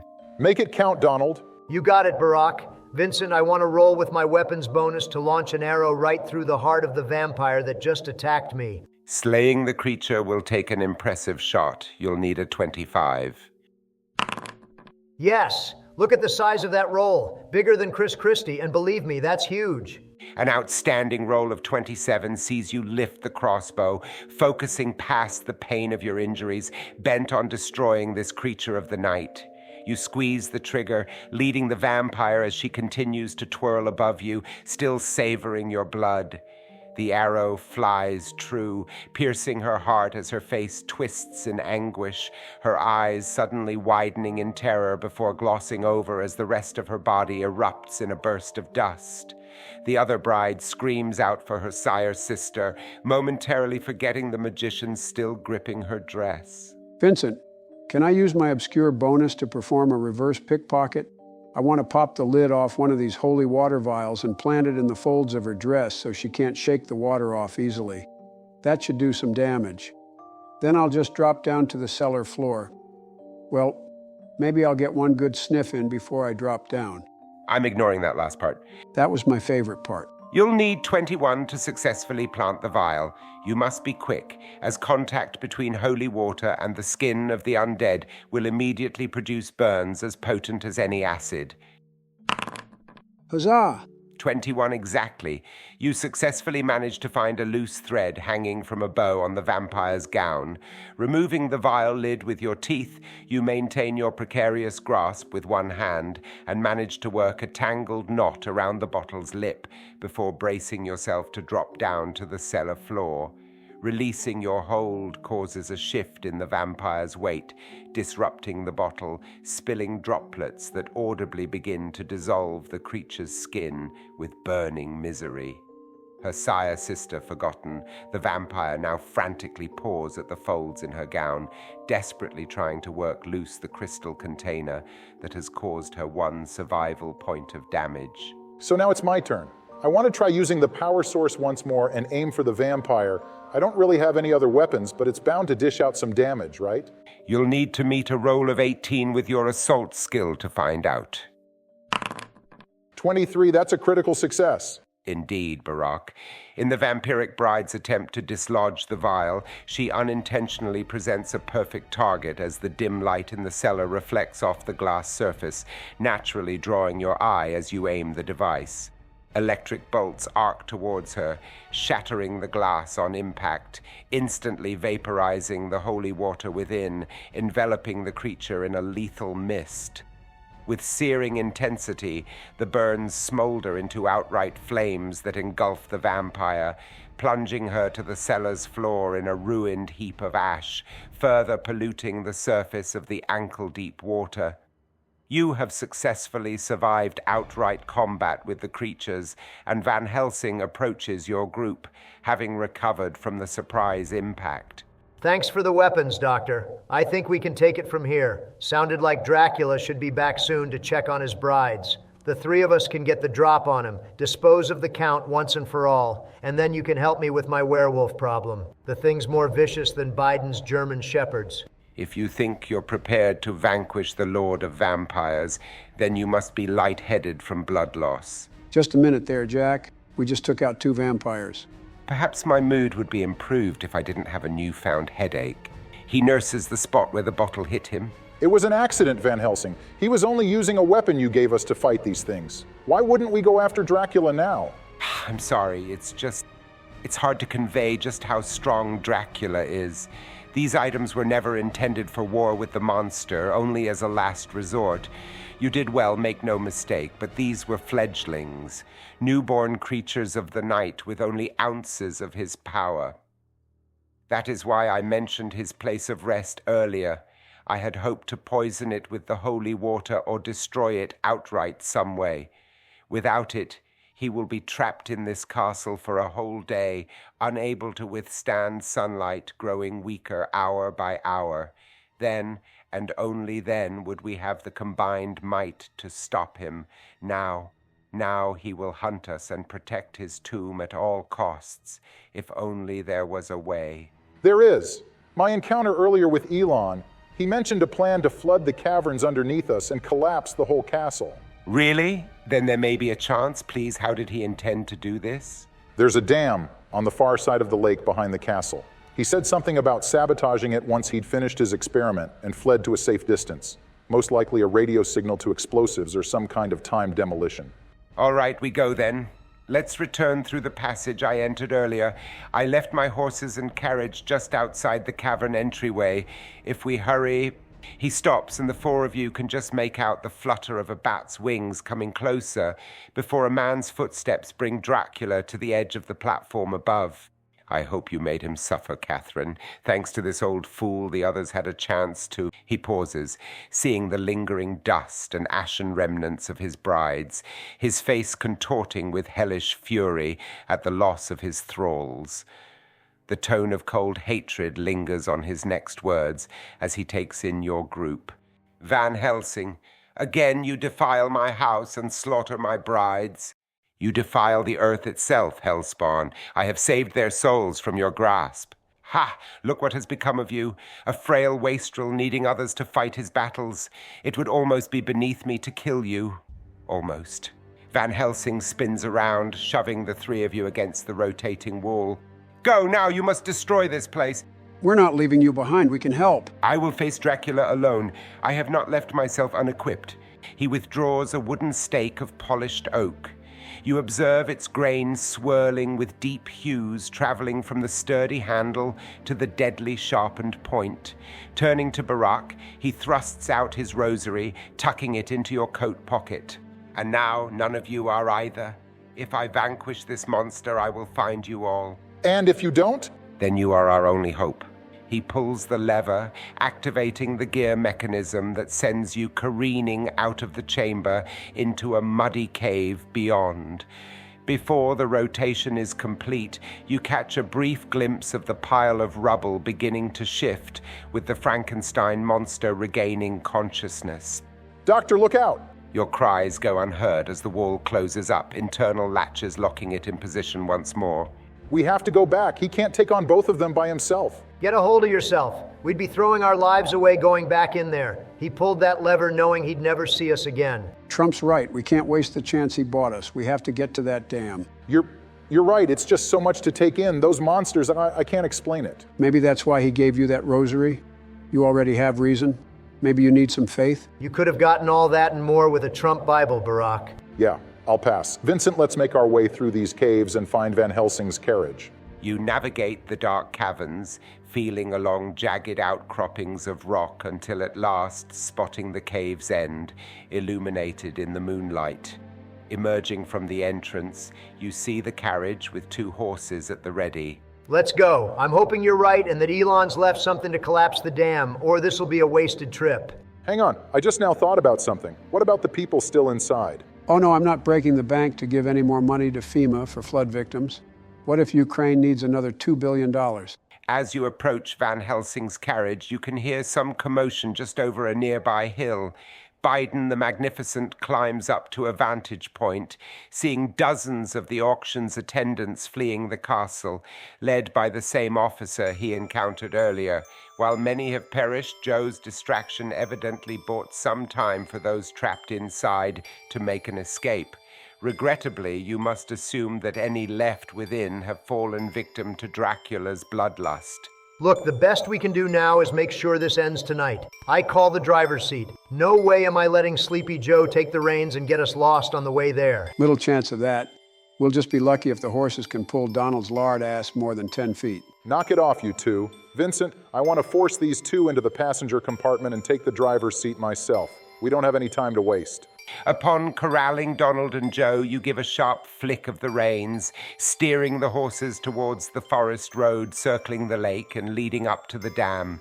As the carriage races through the woods, you find your path growing ever more treacherous as the moonlight illuminating the road becomes swallowed by the dark clouds of a gathering storm.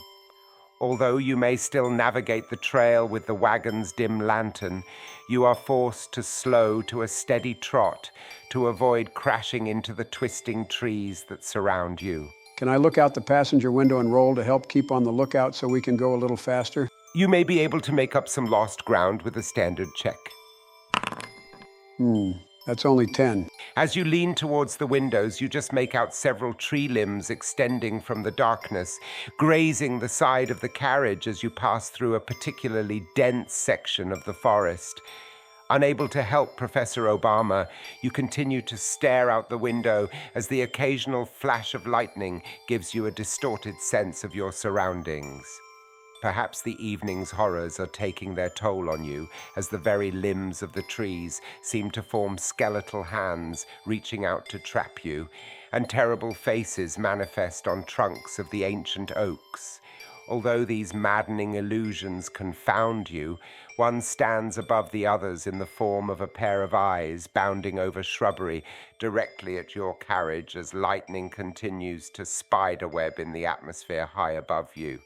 I'll have you roll for a sanity test. In order to avoid a psychotic episode, you'll need at least 20. Why the hell would I take a test? Come on, man. That's like saying before you came on this program, did you take a test to see if you're taking cocaine or not? Are you a junkie? Please, Mr. President, just roll your dice. Fine, but I'll remember this, Larry. A failure with 16, costing you 1 survival point. You cover your eyes to shield yourself from the perceived terrors outside the wagon, leaving you trembling slightly and muttering incoherently in the cabin. Ah, we're goners. Those terrible eyes. The total initiative, relative to what we're going to do. Is Biden okay back there? I really don't know what he said at the end of that sentence. I don't think he knows what he said either. So, yeah, same old Joe. But on the off chance something is up, I want to use my identify skill to see if I can spot anything in the woods. Very well then, you'll need an 18. So much for the art of the dice rolls. You lean over the magician, glancing out, attempting to discern what has him so disturbed. Only the darkness of the woods greets your view. Quit jumping at shadows, Joe. We're still keeping a steady pace and we'll be just fine until... Without warning, you feel a jolt against the wagon and hear a terrible snarl as clawed hands grab the side of the carriage. The werewolf, having tracked Inspector Trump's scent, has pursued you through the woods. Content to feast on the rest of you as well, the beast opens his jaws wide, leaning in to bite his nearest victim, which in this case is you, Joseph. Having only barely recovered from your small bout of lunacy, you must roll a 23 in this contested check to avoid the monster. This is what I get for having Jill blow on my dice. An 18 is not enough to defend yourself from the powerful bite that sinks into your shoulder, costing you 1 survival point. The agonizing pain lasts several seconds before the wagon mercifully skips over a fallen branch, causing the wolfman to open his jaws and recoil to tighten his grip on the side of the carriage, although he recovers quickly, ready for another attack. I need to shake him. Can I roll with my escape skill to find a break in these trees and get these horses moving? You just might if you can manage a roll of 20. About time. 26. A critical success. Another burst of lightning erupts in the night, revealing a shortcut trail to your left. Another crack at the reins sends the mares before you barreling down the newfound path. The sudden turn interrupts the werewolf's onslaught as he is forced to sink his claws deeper within the wagon's frame or risk falling. Clearing 5 points above your target, you find the wagon emerging into a clearing, traveling down a direct path now leading to a suspended rope bridge over a deep valley with the entrance to the dam just beyond. We're almost there. As if sensing the sudden loss of his prey, the wolfman releases part of his grasp to reach in to his primary target. Catching the inspector by the collar, I will roll to determine the damage of this desperate clawing against a check of 19. Barack and Joe may want to prepare some flowers for Melania, as the attack is successful with a 23. Donald finds himself pulled from the cabin with fearsome strength, thrust upon a packed dirt road, suffering 1 survival point as he briefly wrestles with the creature who has tumbled over with him. Barack and Joe, having reached the rope bridge, bring the wagon to a halt and exit in a rush, looking back towards the fallen inspector. Wriggling from the creature's grasp, Trump expends great effort through his injuries, racing to catch up to the carriage ahead as the wolfman takes a moment to unleash a terrible howl before giving chase. Unfortunately, Donald, your pool of survival points has been expended and another injury will end in death. What will you do? Get across that bridge, you two? Don't go all Van Helsing on us. We need to stick together. Believe me, I don't want to leave this up to you Democrats either, but one more hit and I'm a goner. And I've got a plan to buy you some time. Are you sure, Donnie? Remember what you said to me, Barry? Well, now it's your turn. Make it count. Vincent, can I roll to use my assault skill and aim to shoot out the ropes on the bridge once Joe and Barack get across? Donald, you can't. Yes, he can, Joe, if he manages to pass a crucial 23 check. At 24, you shall have your wish, Mr. Trump, watching as your friends race across the bridge, desperately trying not to glance down at the drop hundreds of feet into the lake below. They reach the other side just in time as you raise your pistol, firing several shots that cleanly sever the ropes supporting the bridge, sending the assembly crashing down. The werewolf, hot on your heels, pounces upon you in a flurry of bites and slashes. Barack and Joe stare from across the gap as the werewolf stands raised to his full height and howls in victory at his conquest with the deceased inspector lying at his feet. Seeing as the two of you cannot be reached with ease, The monster gives you a vicious snarl before skulking off back towards the castle. He's gone. I can't believe he's gone. I know, Joe, but we're so close. We have to keep moving. The two of you begin your walk to the dam control room entrance, despair over the inspector plaguing your every step. You know, Barack, I never really meant it when I said we needed to put a target on Trump. I'd give anything to have him threaten our democracy just one more time. We can't dwell on it, Joe. Just try to think about something else. Okay, I know I said something else, but how can you think of food at a time like this? Who are you talking to? To you?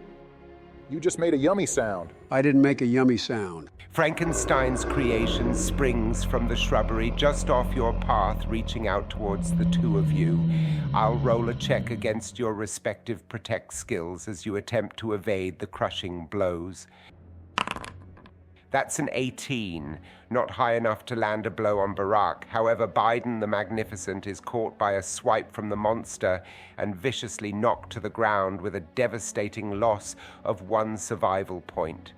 The professor manages to pull you free from further harm, helping you to your feet as you run inside the control station of the dam, the monster in pursuit. Is there a way I can lock the door behind us? Roll for a standard check to secure the door. You've hit a stroke of luck as the door has a barrel bolt lock on the back, which you slide into place with your roll of 17. However, it is doubtful such a brute will be kept at bay with this alone. How could he have followed us so quickly? With my help, of course. A dark mist coalesces in the room, forming the unholy figure of the Count before you. Heavens, I forgot he could do that. Quick, Vincent, I want to roll to use the crossbow. Maybe my skill bonus can be used to calculate the best angle of attack. Unfortunately, Professor, Inspector Trump was last in possession of the crossbow. The power supply is your only available weapon. Damn, you're right. Fine, I'll try the same roll with the power supply. We're screwed. You aim the device and release a bolt of energy. Dracula, sensing your oncoming attack, once more dissolves into a shadowy fog as the lightning passes through him harmlessly. Suddenly, the dark mist is upon you, and a quickly materialized Dracula knocks the device from your hand and grips you by the throat. Fool, you know not the power you face! The vampire turns toward an opened crate on the far side of the station room and once again begins to dissolve. You suddenly feel a terrible coldness starting at your neck and reverberating throughout your body, which has begun to dissolve in a similar manner. As if being plunged within an ice bath in total darkness, an overwhelming wave of disorientation overtakes you as you find yourself transported across the room with Dracula. Oh, what just happened to me? You mortals, you think that because you have seen our thralls drink blood and transform, that is the extent of our abilities. We who bathe in the fires of hell have power beyond your imagination. I have pulled you through the veil, a dark plane of existence that can take me many places in this world with but a thought, and with my power fully restored, I can transport others as well. Wait, if you brought the monster here before us, then that means that Van Helsing is dead? Of course. Did he really have you believing you could hope to stop me? Van Helsing died in mere minutes. So distracted by that reanimated corpse, it was all too easy to tear him apart, limb from bloody limb. Such a satisfying meal to reawaken to. A loud crash can be heard at the entrance door as the monster outside begins to break it down. Ah, I still remember the day Renfield dragged that body through my door, claiming some misbegotten scientist had conquered death. To see the maddened creature up and about was at once exciting and disappointing. It attacked Van Helsing outright, despite the old man trying to reason with it, and even attempted to do the same to me.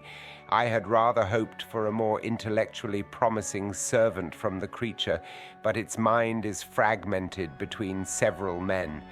A most unusual experience when I brought the beast under my hypnosis. Another thunderous blow against the door echoes in the room. Still, one mind remained clear above all others, enough that I could draw forth his reason to tell me where the three of you would have fled to. That must be Elon. Yes, enough of him lingers that I could extract knowledge from. The explosives that would destroy my estate, for instance. He forces you to look inside the opened crate. A destroyed radio mechanism lies in ruins at the bottom, the wires connecting it to a sizable bundle of dynamite having been recently cut, and so much more. The influence he possesses in this world, all at my disposal now.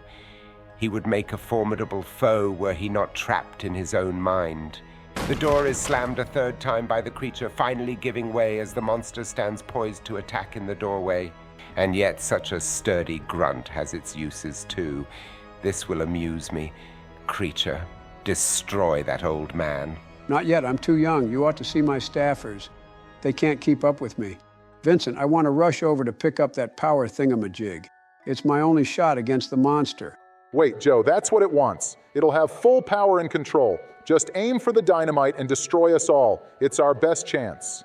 It is Joe's turn, Obama, not yours. Well, maybe you've got a point, Barack, but I think you've still got a shot. Vincent, I want to roll to reverse pickpocket again and insert the power supply in the monster's chest. What are you thinking? I'm thinking Elon's still in there, Barry. And if he has control, you need to persuade him to help us stop this monster, and that way, at least one of us can walk away from here. How touching. Another selfless act from your group. One that will require a roll of at least 22. Looks like I'll be seeing you soon, Donnie. So you shall, with a roll of 24, Biden the Magnificent scoops up the power supply and rushes the creature, deftly inserting the device within the port on its chest. Unfortunately, your maneuver has left you vulnerable to the creature's blows, and you find yourself suffering one survival point from a mighty fist slamming down upon you during your approach.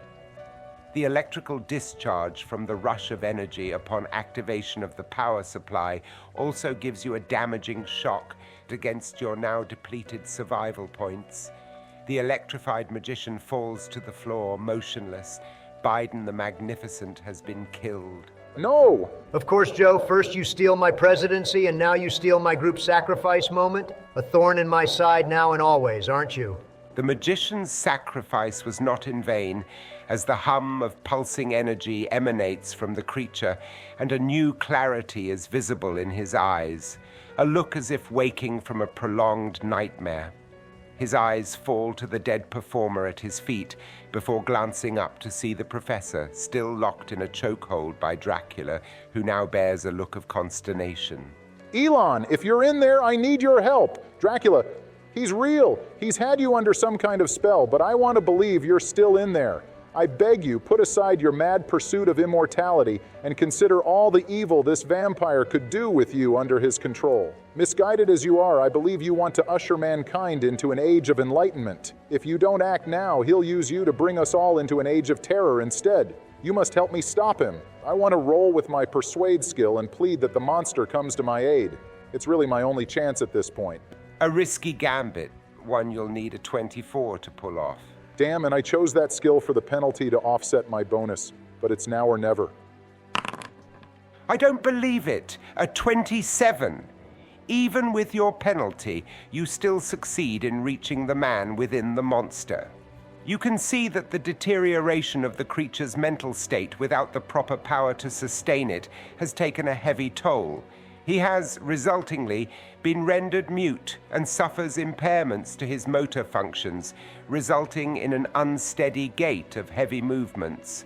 Nevertheless, Elon's understanding can be seen in the monster's eyes as he silently steps over Joe's body, charging towards Dracula, who throws you to the side, focusing on the larger threat barreling toward him. So you resist my will? Fine, I shall reacquaint you with death, monster. Dracula meets the creature in combat, trading bites and fearsome clawing with the tremendous brute strength of the monster. You stare captivated at the grotesque battle unfurling before you as the undead titans lay blow upon blow on one another that would slaughter any mortal man. Finally, Dracula lands a critical slash against the creature, tearing large gashes in its chest and rupturing the power cell, sending out jolts of energy as the device begins to grow unstable. The wounded monster gazes over to you as Dracula stands tall above him, seeming to relish the victory in conflict against so mighty an opponent. He meets your eye before glancing down quickly at the device, now growing increasingly heated, and motions to Dracula, making a grabbing motion with one hand and pointing away with the other. Can I roll with my identify skill to figure out what he's trying to tell me? Of course. Roll against an 18. 18 exactly. You are able to discern that what's left of the Baron's consciousness knows that the device keeping him in control is going critical, on the precipice of overloading. You gather he is motioning you to get away while intending to trap Dracula in his clutches and destroy him as the energy overloads, undoubtedly setting off the dynamite still in the corner of the room. Boy, even Elon's willing to take one for the team. Makes you feel pretty selfish, playing only for yourself, doesn't it, Barack? Get bent, Donald. I literally suggested blowing up the dynamite before. Yeah, Donnie, you should pipe down anyways. Dead men tell no tales, after all. Well then, that goes for you too, Joe. Heck, I halfway thought you kicked the bucket in real life, because no one seems to know who's running the country. Enough, gentlemen. Now, Barack, what are you going to do? It's not a bad idea. I'll nod to Elon, showing him my gratitude for his sacrifice, and want to move to unbolt the door and flee from the dam before the explosion goes off. But as you reach the door, beginning to unlock it, you glance back to see the monster reach his hand out and grab Dracula's leg. Perplexed that the creature would try to pull him closer, Dracula takes heed of the out-of-control power supply, and a look of terrible realization comes to his face. He immediately begins to dissipate into a shadowy cloud, slipping from Elon's grasp and billowing towards a nearby window. No, he can't escape. Let me see. Vincent, can I roll to retrieve Joe's leftover vials of holy water from his body? Maybe I can toss them at the window and keep Dracula from escaping? Your quick thinking will only pay off with a roll of 20. Boom, baby. Most impressive, a 23. In a flash, you reach over to pick up any spare holy water vials off the fallen magician and hurl the whole handful of them at the control station's lone window. The containers shatter against the frame, dousing the windows in a barrier that stops the mist cold, like waves breaking upon rock. Dracula materializes once more, attempting to find another avenue of escape as Elon crawls towards the crate with explosives, resigned to his fate. The Count turns to you, seeing the only way out of the station, and flies towards you in a bounding leap, his terrible fangs bared, poised to kill you once and for all. Barack, your actions will decide how this night will end, as you'll need a 23. I guess I'll just roll with my protect skill and hope to somehow stop Dracula's attack and escape. I have no weapons. I'm down to just one survival point, and even if I escape, the vampire will just hunt me down in the woods. Come on, dice. I need a miracle. An apt choice of words, Barack, as you have rolled a 28 for a critical success. Time seems to almost stand still as the terrible creature hurtles towards you with deadly intent. Your thoughts of a miracle remind you of Van Helsing's rosary nestled in your breast coat pocket. In a decisive moment, you withdraw the cross, halting Dracula's advance as a look of revulsion curls on his demonic face. To complement your critical success, you quickly open the door and hang the rosary above the doorway from an exposed nail you spot, effectively creating a barrier to trap the vampire within. No! No! You see Dracula raging at the open doorway, hatred burning in his eyes as he strains against the object of faith, unable to cross the threshold despite all his strength. You sprint to a safe distance from the station, turning again to see the vampire one last time before a tremendous explosion erupts behind him. Flame engulfs Dracula instantly as a wave of force shatters his body, pressing him into the holy barrier, pounding him to dust as he gives one last cry of agony before he dies. Immediately, the dam bursts apart as debris hurtles through the air, intermingled with arcs of lightning, and you spot water beginning to cascade towards the castle.